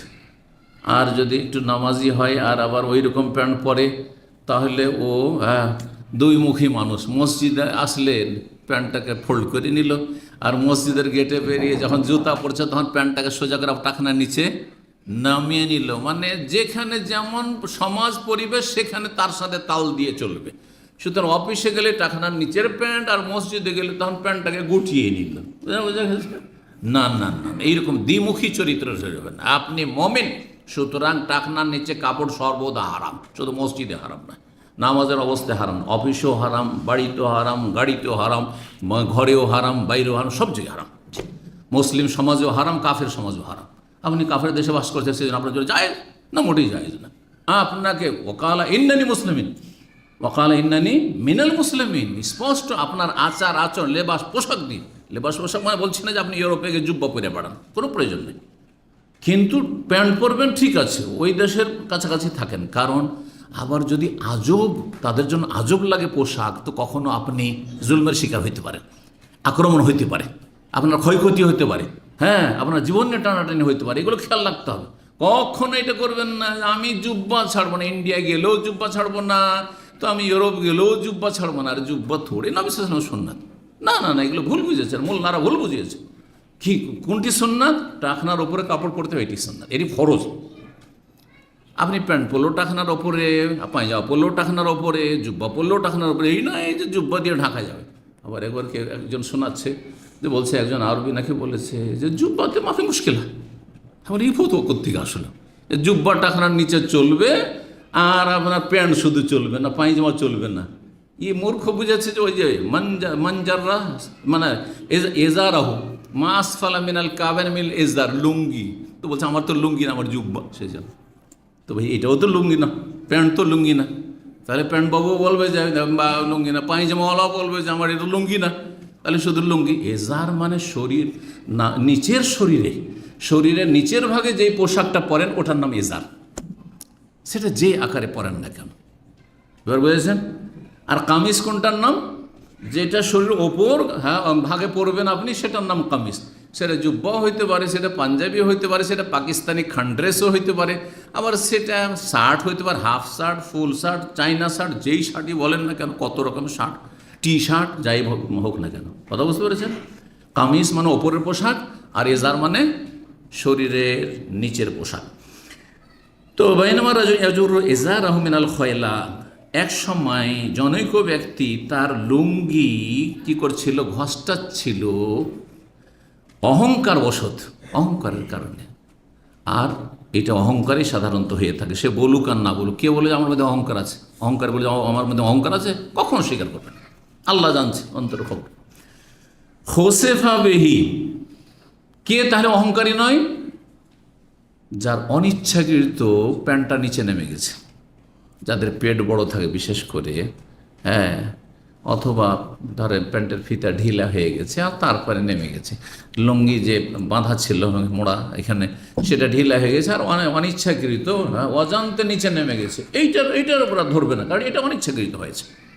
কিন্তু আপনি জুব্বা বানাবেন ইচ্ছে করে, লম্বা করে, লাগবে 56, যেমন আমার লাগে 56, আমি বানাবো 58 করে, আর বলবো যে আমি তো, আমার মধ্যে অহংকার তো নাই, চলবে না? না, মোটেই চলবে না। কেন বানাইলাম তাহলে আমি লম্বা করে? তো বলছেন যে সে অহংকার বশত তার লুঙ্গিকে মাটিতে ঘষ্টাচ্ছিল টাকনার নিচে। হোসেফা বেহি, আল্লাহ তার ওপর রাগান্বিত হল, ক্রোধ হল। তাহলে কাজটি হারাম, কাজটি মকরু নয়, অপছন্দনীয় নয়। আল্লাহ তাকে মাটিতে ধসিয়ে দিলেন, ভূমিকম্প হয়ে গেল, মাটিতে ধসতে শুরু হইল। শুধু এইটি অপরাধ ছিল না, সে অহংকারের সাথে, জাঁকজমকের সাথে সে যাচ্ছিল, আর সে আল্লাহর আরো হক আদায় করেনি। কেউ কেউ বলেছে এটি হচ্ছে কারণের উদ্দেশ্য হচ্ছে এই ব্যক্তিকে কারণ, সে হইতে পারে, আবার কারণ ছাড়াও অন্য যুগে কেউ হইতে পারে, সেও হইতে পারে। ফাহুয়া ইয়াতাজালজালু ফিল আরদে, সুতরাং সে মাটিতে ধসতেই আছে বা ধসতেই থাকবে ইলা ইয়াউমিল কিয়ামা, কিয়ামত পর্যন্ত। কারণ তাই ফাখাসাফনা বিহি ওয়া বিদারিহিল আরদ, সূরা কাসাসে আল্লাহ বলছেন কারণের ঘটনা বর্ণনা করে, ইন্না কারুনা কানা মিন কওমে মূসা, কারণ মূসা আলাইহিস সালামের আত্মীয় ছিল, সম্প্রদায়ের ছিল। ফাবাগা আলাইহিম, কিন্তু সীমালঙ্ঘন, জুলুম অত্যাচার করলো, আল্লাহর হক নষ্ট করলো, মানুষের হক নষ্ট করলো, আর পয়সার অহংকারে সে ফেটে পড়লো যখন আল্লাহর হক ধন সম্পদ আদায় করলো না, আর বলে এটা আমার বিদ্যা বুদ্ধির বলে, ব্যবসা বাণিজ্য, হ্যাঁ আমার, হ্যাঁ জ্ঞান গরিমার বলে, এইরকম কথা যখন মানুষ ভাবে তখন আল্লাহর গজব ধরে নেয়। এটা হচ্ছে অহংকার।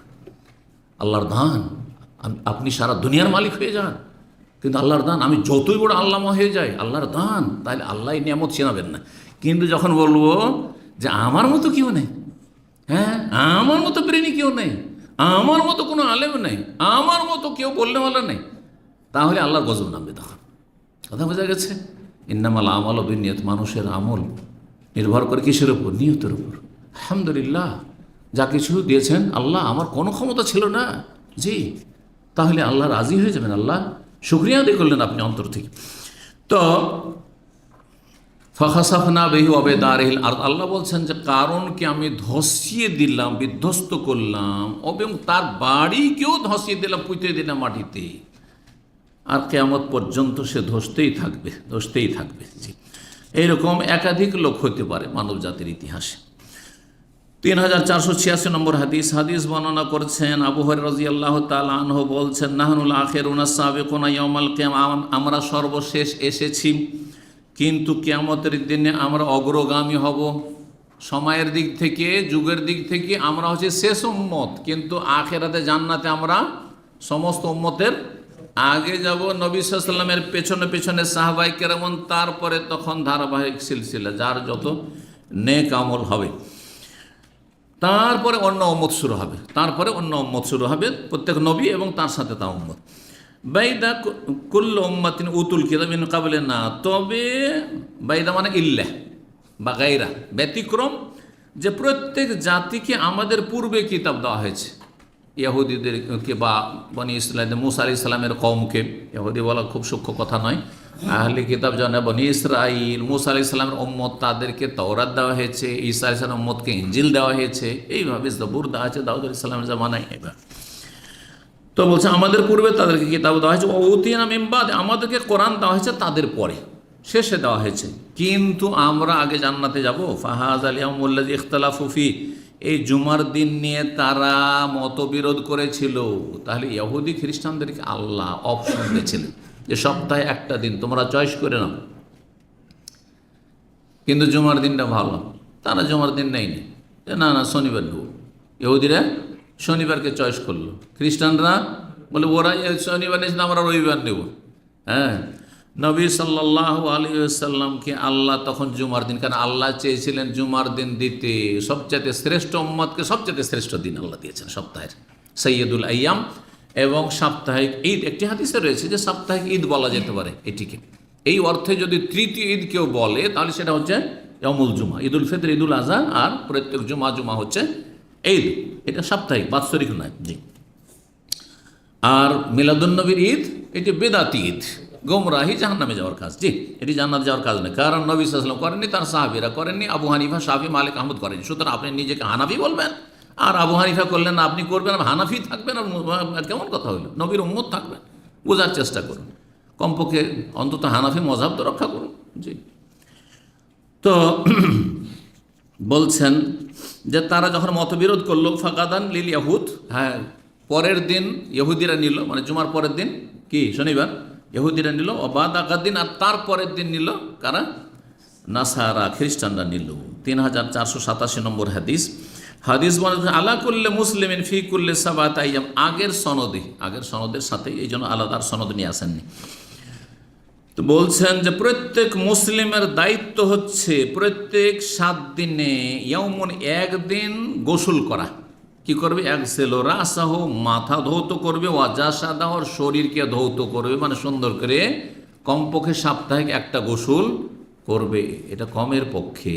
এই গোসল ফরজ গোসল নয়, কিন্তু সুন্নাতে মুআক্কাদা, কারো কাছে ওয়াজিব, কারো কাছে ওয়াজিব। জি, কোন ওলামারা বলেছেন, কিন্তু সুন্নাতে মুআক্কাদা, ফরজ গোসল, সহবাসের গোসল, মাসিকের গোসল, আর আপনার কিসের গোসল? স্বপ্নদোষের গোসল, এগুলো হচ্ছে ফরজ গোসল। এই ফরজ গোসলের পরে সবচেয়ে গুরুত্বপূর্ণ গোসল হচ্ছে জুমার দিনের গোসল।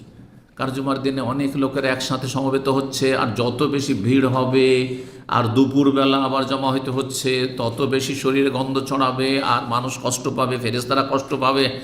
সুতরাং যাতে করে আপনি কাউকে কষ্ট না দেন, সেই জন্য আপনি একজন মুসলিম হিসাবে জুমা মসজিদে আসবেন, গোসল করে আসবেন। এই গোসল যারা জুমা মসজিদে আসার যোগ্য, অর্থাৎ পুরুষ সাবালক, নাবালকদের জন্য নয়, কারণ নাবালকদের জন্য জুমার নাই, আসলে আসবে। তারপরে নাবালকদের সাধারণত শরীরে গন্ধ হয় না, যদি জুমাতে আসেও তাদের গন্ধ হয় না। গন্ধ শুরু কখন? মানুষ যখন সাবালক হয়ে যায় তখন গন্ধটা শুরু হয়, হরমোনের কারণে। জি, কারো কম কারো বেশি। তো এই করবে, আর খুব গুরুত্ব দিয়ে গোসল করতে বলা হয়েছে সুন্দর করে। 3488 নম্বর হাদিস বর্ণনা করছেন সাঈদ ইবনে মুসাইয়্যিব, প্রখ্যাত তাবেঈ।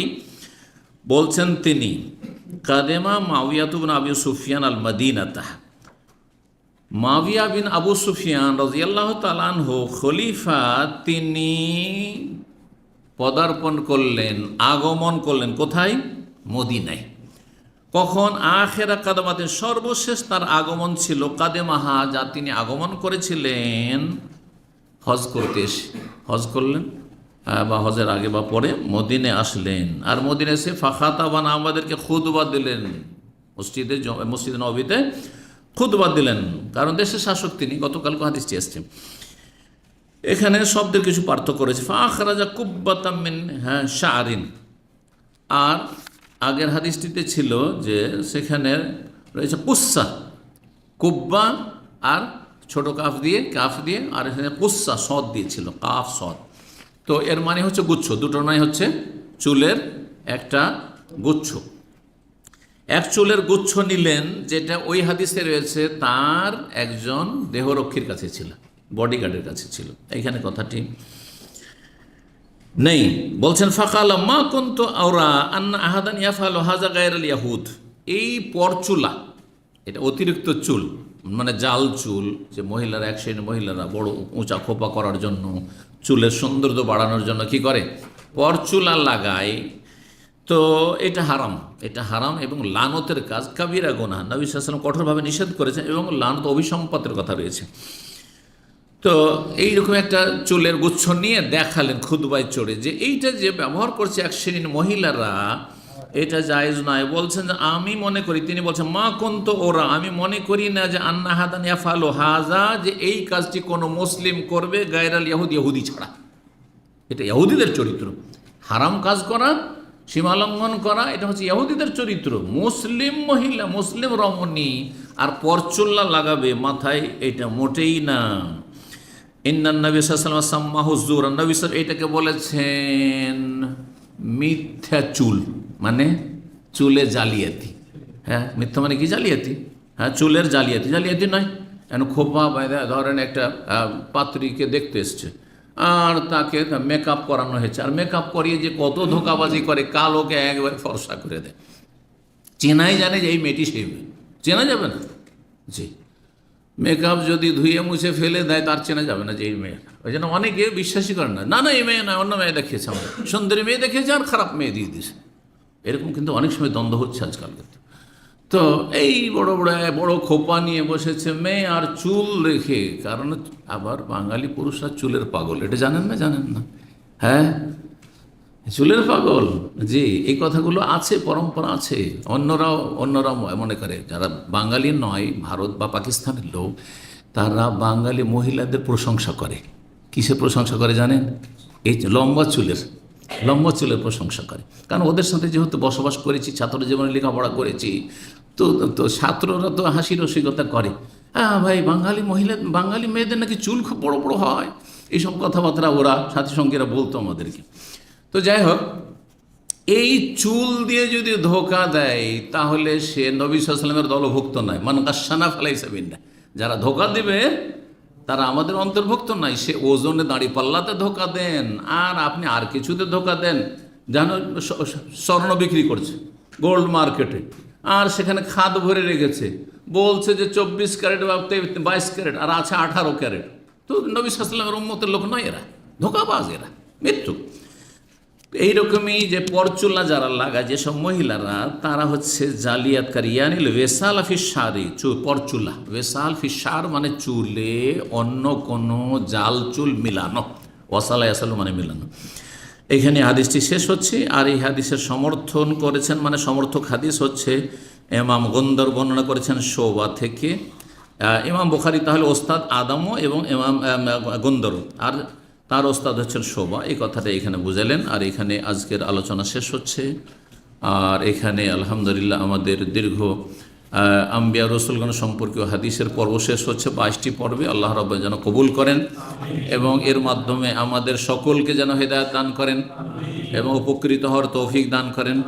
আর আল্লাহ রাব্বুল আলামিন সহিহ বুখারীর এই খেদমতকে, আমাদের এই সহিহ বুখারীর যে ব্যাখ্যা করছি আমার জন্য, আপনাদের জন্য, যারা শুনছেন সরাসরি অথবা পরোক্ষভাবে, তাদের জন্য আখিরাতে নাজাতের ওসিলা হিসেবে আল্লাহ কবুল করেন, জান্নাতুল ফিরদৌস দান করেন, গুনাহ খাতা মাফ করেন এবং আল্লাহ রাব্বুল আলামিন বহু মানুষকে এর মাধ্যমে যেন, অসংখ্য মানুষকে হেদায়েত দান করেন।